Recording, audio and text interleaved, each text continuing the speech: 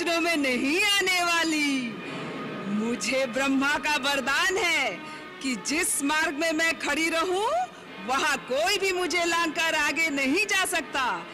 इसलिए तुझे मेरे मुंह के अंदर आना ही पड़ेगा। वहां से अगर निकल के जा सकोगे तो देखा जाएगा।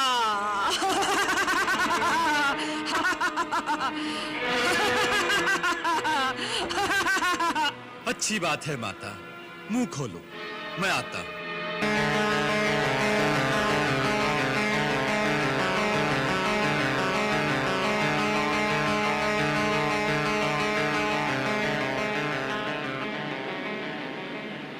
लो माता, मैंने ब्रह्मा का वरदान झूठा नहीं होने दिया। तुम्हारे मुंह के अंदर से होकर निकल आया हूं।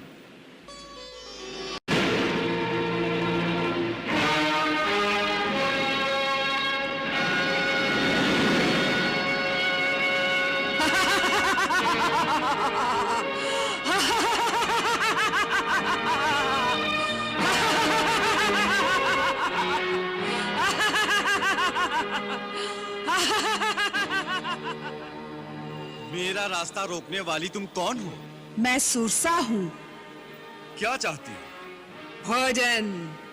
परंतु मैं तुम्हारा आहार नहीं हूँ। अपने स्वामी प्रभु श्री राम के कार्य से जा रहा हूँ। तुम्हारा मुझ पर कोई अधिकार नहीं है। यदि तुमने मेरी भूख ना मिटाई तो वो धर्म विरुद्ध होगा। हाँ, यदि तू चाहे तो अपनी जगह किसी और जीव को मेरा आहार बना दे, जैसा महाराज शिवी ने किया था।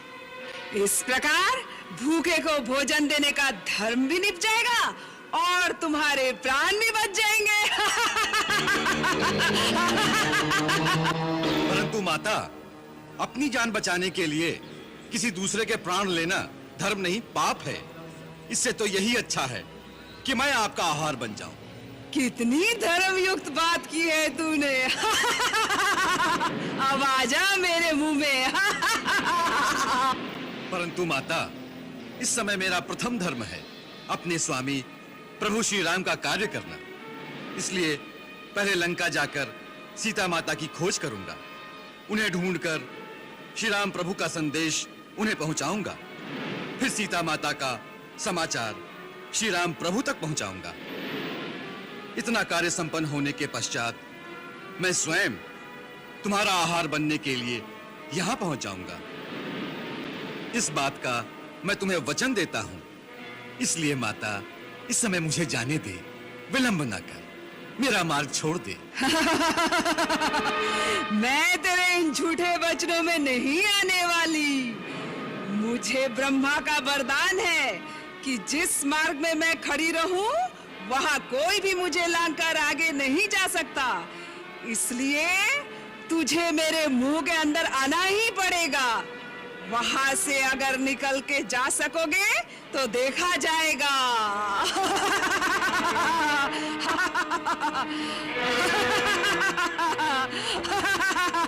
अच्छी बात है माता, मुंह खोलो, मैं आता हूं।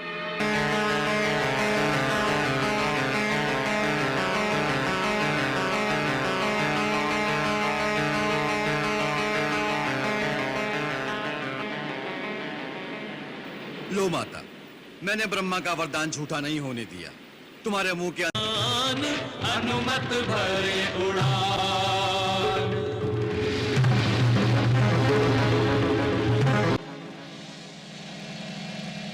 ये कैसी बाधा सामने आ गई?